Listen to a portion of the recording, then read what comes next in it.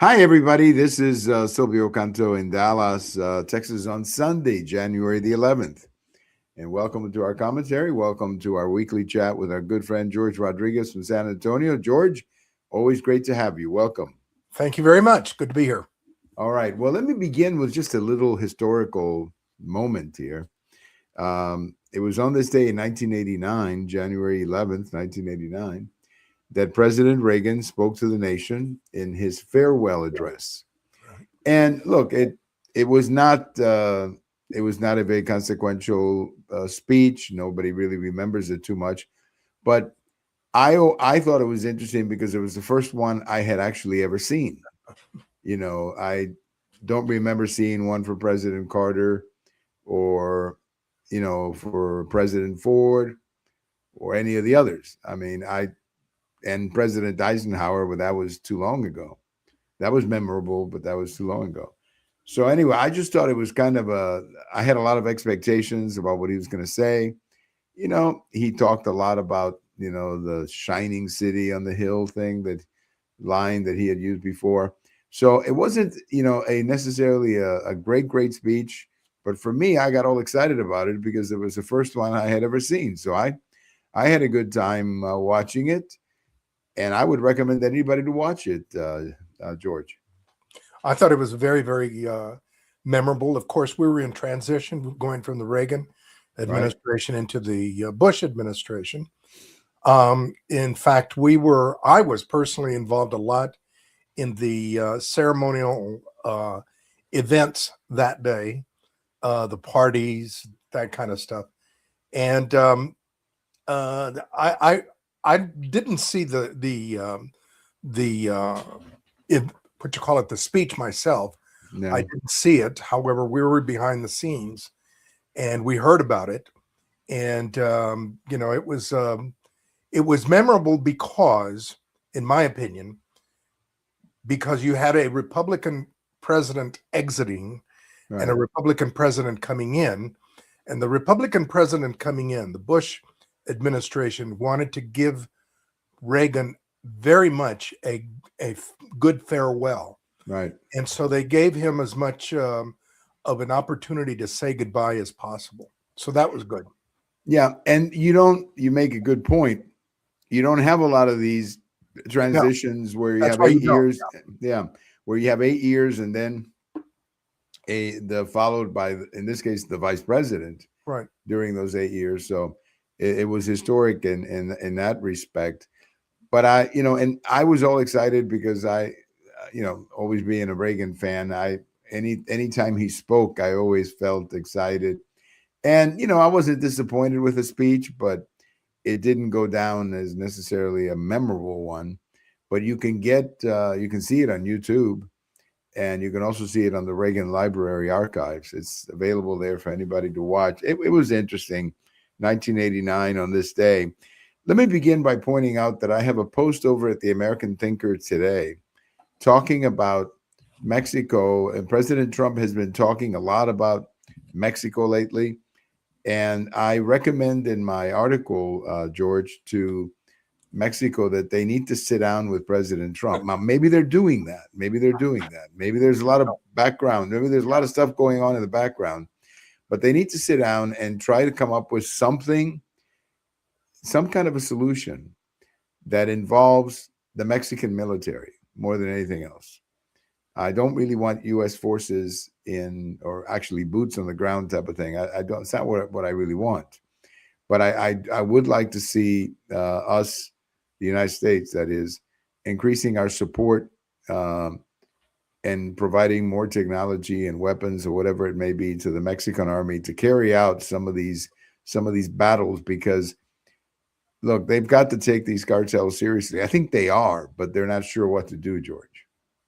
No, I have spoken a lot to friends who are now very much part of the Trump administration, who had been very active and vocal in the criticism of what was going on under the Biden administration. One of them, in fact, is working at the embassy in Mexico City now, and I know that they are taking the cartels seriously. I know that the Mexican government has been told that the United States is classifying the cartels as terrorist organizations, and the Mexican president has been seen several times trying to portray that, you know, Mexico is very independent and Mexico is very, very much ready to take care of its own problems.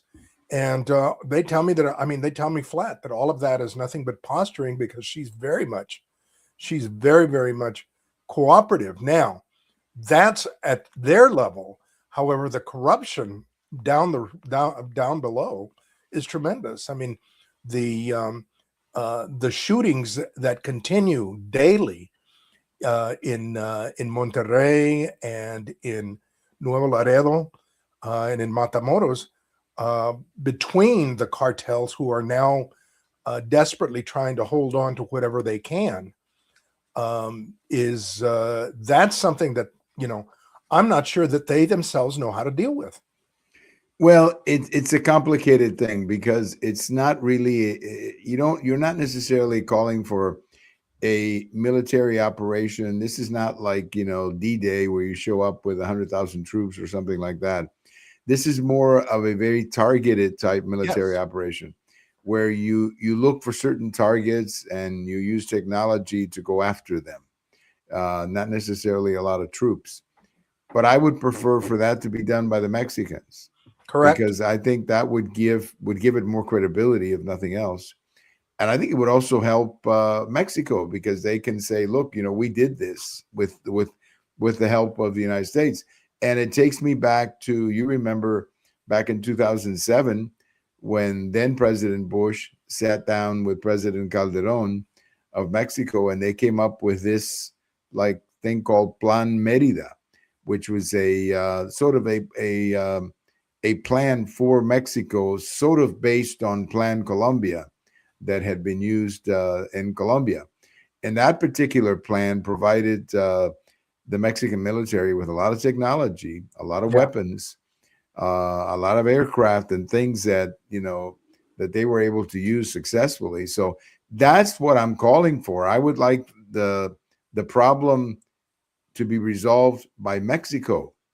I think we all would. I think we all would. The headache, like I said, is the corruption down below. That's the headache that they've got, is that they give them guns, and the guns are trained initially at the cartels, and then all of a sudden the cartels take over and they train them on each other.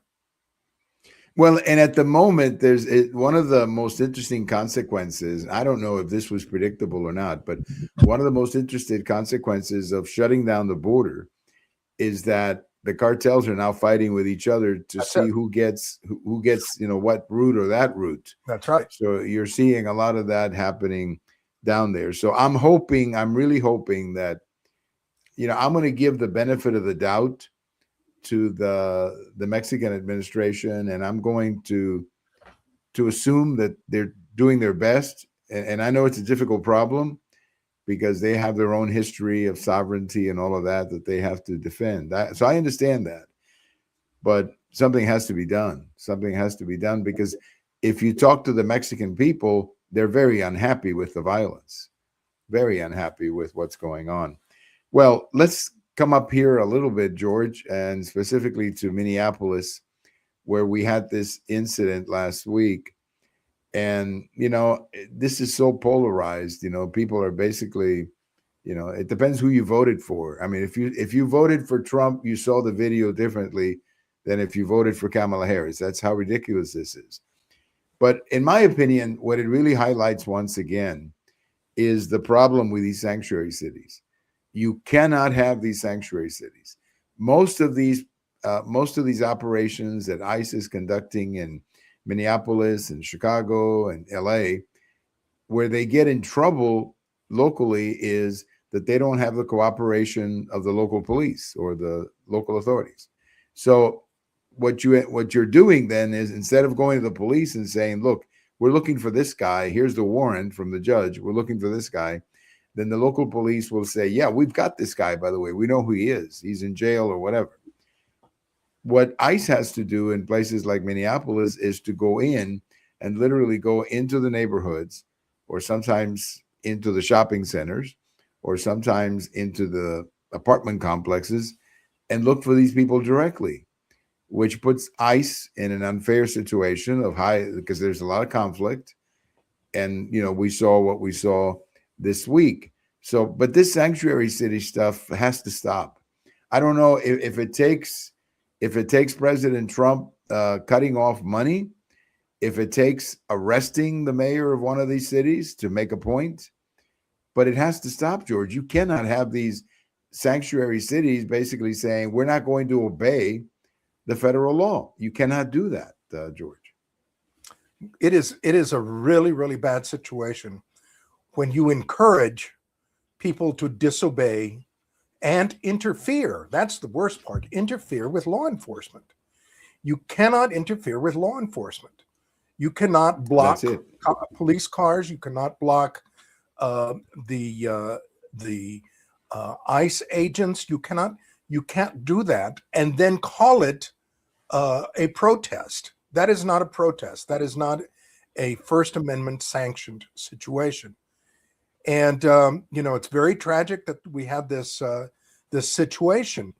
But I was reading this morning where there have been 12 incidents in just the past week where ICE cars have been rammed 12 times in 1 week, where they have been rammed. This is really, really, and the other aspect of it, or the other problem, is that this is almost a replay of the George Floyd type riots. When George Floyd was killed, immediately you had this individual portrayed as a victim, as a martyr, and people justifying their violence based on the death of this individual. Not only that, but the sanctuary cities are actually pulling back their police forces, not only telling them not to support ICE, but pulling them back whenever there is a demonstration and rioting.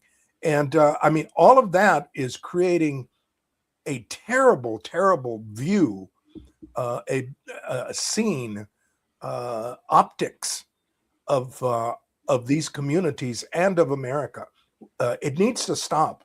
We need to do something with these people, these rogue mayors, these rogue city officials, governors, who are doing everything they claim to resist, while at the same time they are fanning the flames of violence. Absolutely. George, there was recently here in the general Dallas area, not specifically Dallas, but in the general Dallas area, there was a ICE operation. They went into I think it was a nightclub, and they arrested like 40 people. And a lot of them had a criminal record in trafficking young women for prostitution and that kind of thing. That operation was conducted without any problem. Why? Because ICE was working with the local police, correct, with the state police, with state agencies. In other words, you had several governmental functions here that were all working in the same direction. And ICE knew the people they were looking for. The local authorities knew where these people were. And together they were able to finish this operation. There were no marches. Nobody was throwing stones at ICE automobiles. It was very smooth, if I could use that word. In Houston, there have been similar operations like that too.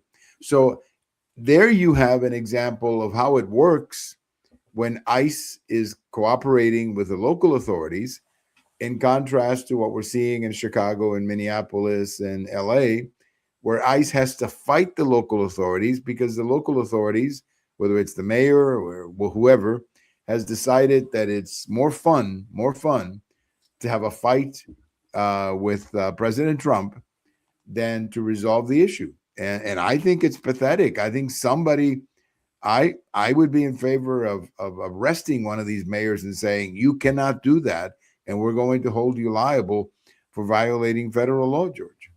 I agree 100% with that. That is a situation that is it's just against the law. I mean, it is an outlaw behavior by an elected official. It's no different than encouraging the firing of cannons at Fort Sumner. It's no different. Right. I mean, these people are actively involved in encouraging lawlessness. The mayor of Minneapolis getting up there and telling ICE to leave, to get out of town. Where does he get that authority? Where does he get that other than his political grandstanding? Here in San Antonio, we also had about 3 weeks ago, 4 weeks ago, we had a nightclub that was raided.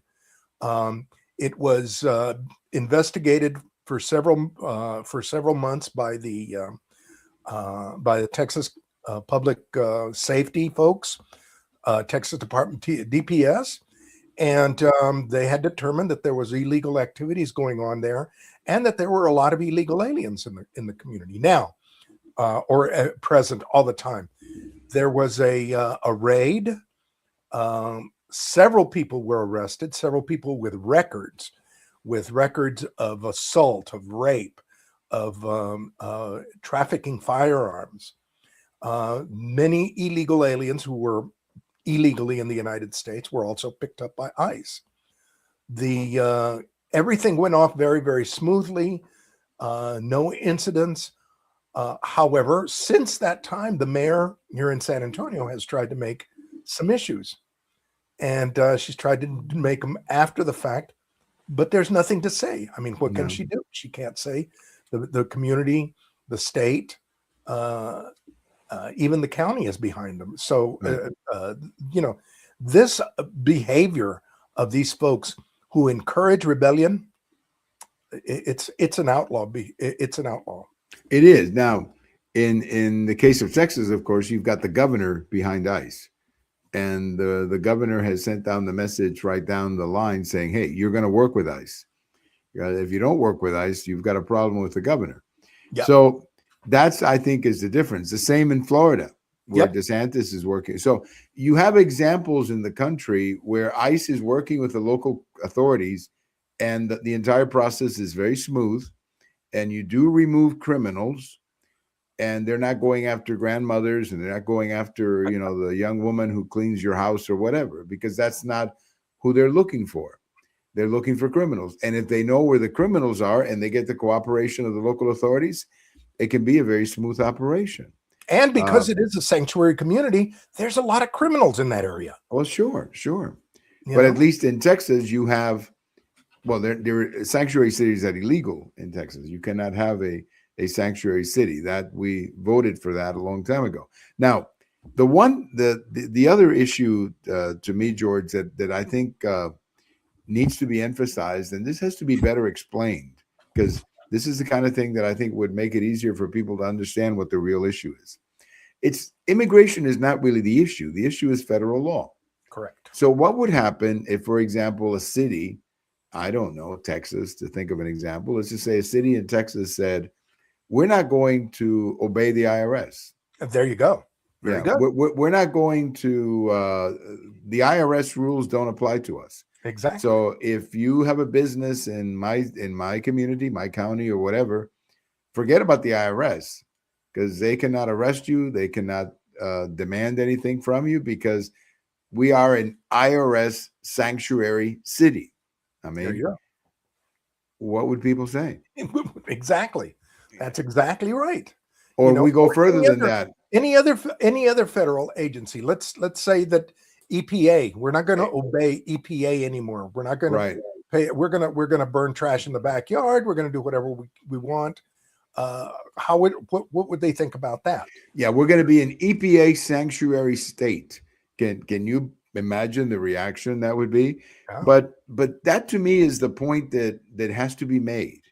that this is really not about immigration. I mean, it is about immigration in the sense that's the topic, but the larger issue of obeying federal law, or in this case, not obeying federal law. You cannot have a country where every city decides yes what they're going to respect. exactly. I'm sorry, it does not going to work. It's just not going to work. Correct. It's like, imagine having a school and every teacher in the school decides what curriculum, what they're going to teach, what they're going to teach, it, how they're going to teach it. Yeah, exactly. There's no common rules. There's no common curriculum or whatever. Every teacher is on her own or his own. I mean, that would be chaotic to say the least. And that's the point, I believe, that needs to be made more clear.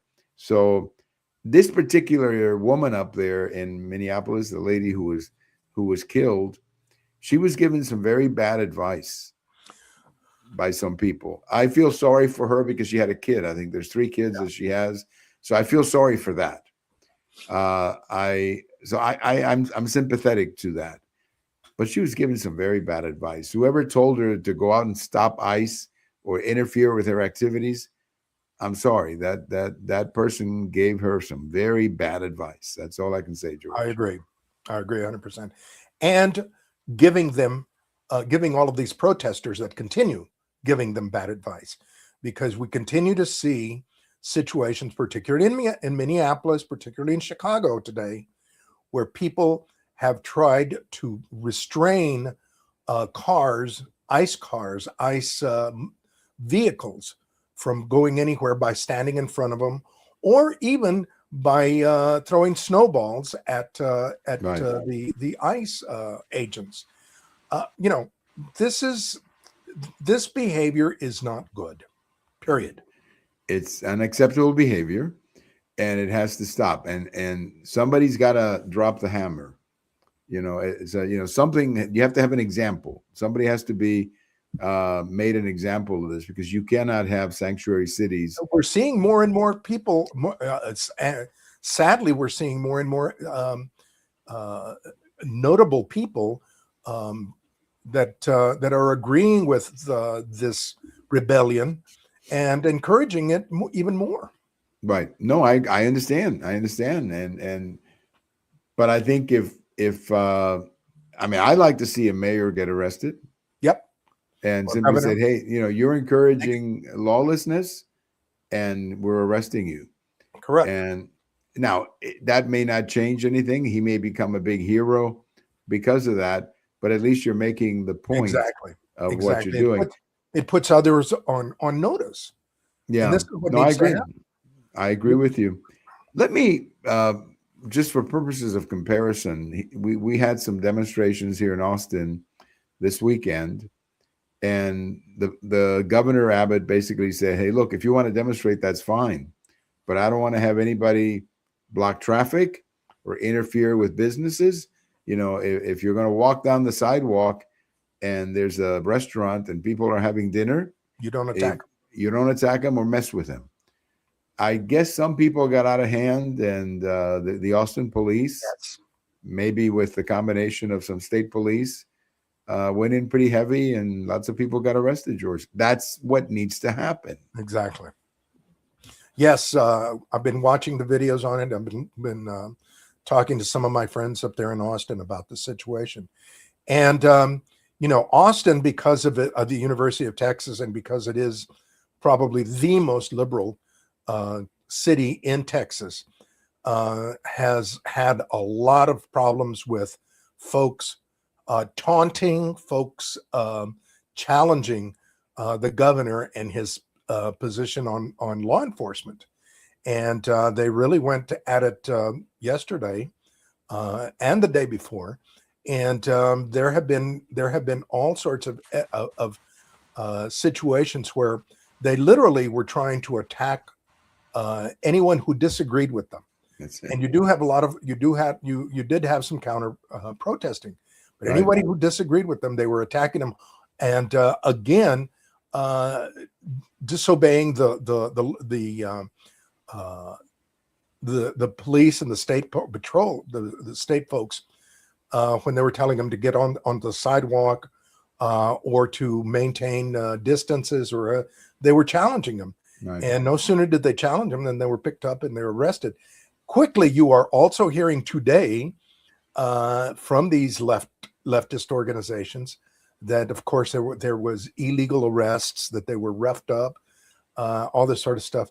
And I mean, I don't see anybody getting roughed up. I see them being arrested, right, in these videos, but I don't see anybody getting roughed up. I guess it depends on your definition of being roughed up. Well, also, I mean, I think the governor made it very clear: if you want to protest, go right ahead. Yeah.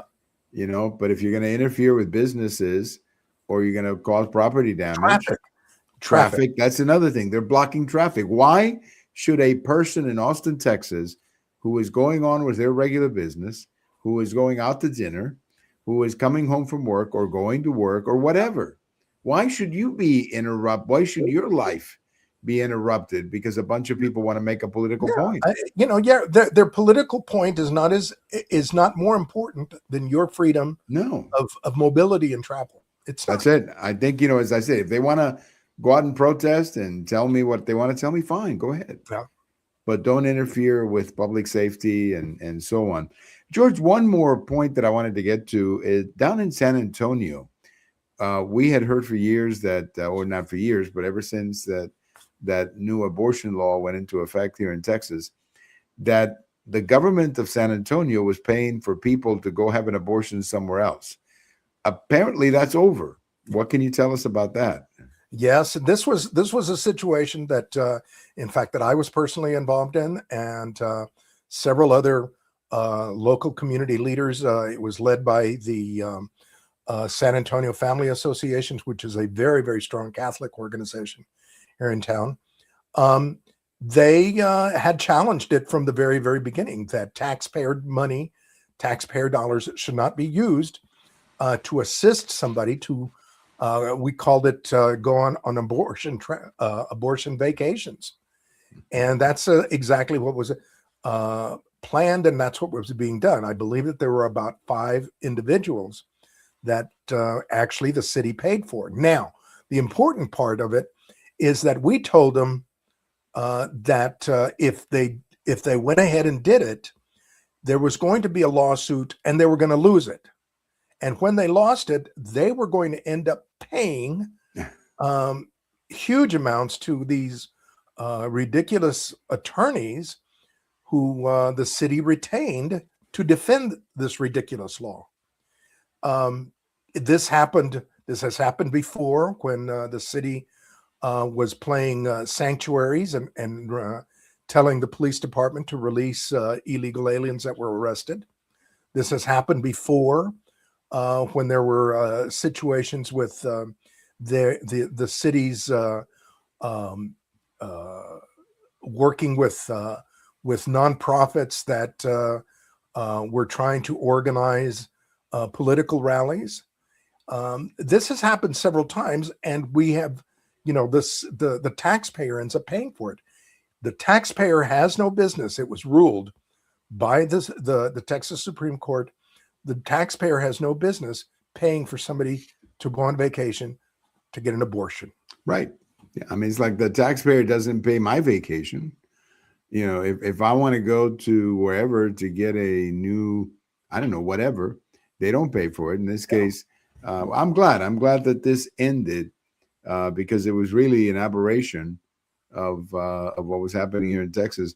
Well, that idea is so ridiculous, though, that they came. I know it is. It's like you're sitting there saying, "Wait a minute.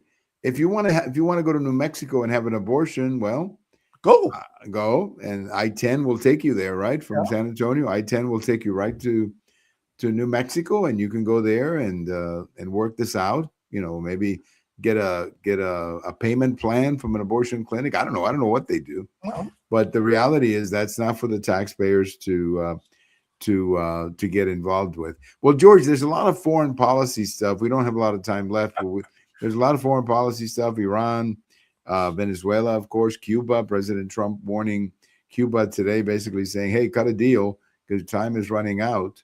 And of course, the situation with Venezuela. But I think the most, I'm just going to make a prediction here, casual prediction. I think the big story big foreign policy story here over the next 3 or 4 days is going to be Iran, because Yes. that is falling apart fast. Now, you and I are old enough to remember Khomeini coming to power and the Shah. I remember all of that and how consequential that was. I think one of the greatest failures of the Carter administration was letting the Shah collapse like that. But obviously, the Shah has died many years ago, so his family, I believe, is still around. But Iran is falling apart. And I think President Trump is right saying, don't touch the protesters, otherwise you're going to pay a heavy price. And I think when these protesters, George, know, these protesters in Iran know that the president of the United States has their back, they're going to get more courageous. Compare that to 2009 when they had similar protests and President Obama looked the other way. Exactly. And these protesters were killed by the authorities. Remember the story of that young woman who was killed? It was all on video. The whole world could see it. So I think President Trump is right. I support him on that. Hey, support the protesters. They're doing a pretty good job themselves of bringing down the government, George. I completely agree. The situation this morning or yesterday was that the government, the Iranian government, had gone ahead and tried to stop all intercommunication between the protesters by stopping the internet, plugging it or in some form or fashion, clogging it, whatever you want to call it. And then Elon Musk stepped forward, and he was going to to use his skills to open it up, and the mullahs and the government said, no, don't you dare, because there'll be consequences. And it was opened up. Right. And I think at this point, I'm not sure. I mean, they're on a downhill slide. Oh, yeah, they're going down fast. I am not sure how quickly these radical priests, Iranian leaders, religious leaders can get out of there. But I'm sure they're planning on it, because at this point, it's a bad situation for them. Yeah, they're going downhill, and you're right. We don't know if it's 2 weeks, 3 weeks. We don't know. It could be less than that. It could be more than that. But clearly, the people of Iran have stood up, and we have to applaud it, because that's the kind of courage. People protest in the United States, and they feel very courageous. It's very easy to protest in the United States, believe me. It's the easiest place in the world to protest is the United States. Yes. Go to Iran.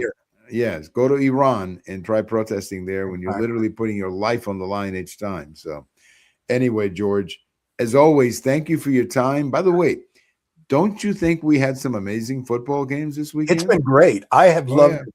I mean, I love it because I am not right now. I'm not, sitting on the edge praying for the Cowboys. They're out. Right. Okay. So now I can sit back and I can enjoy all the games, because they are very good games.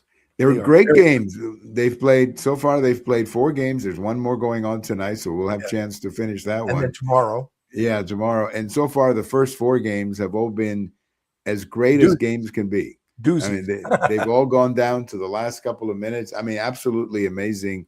So somebody at the NFL must be pretty happy tonight. I bet.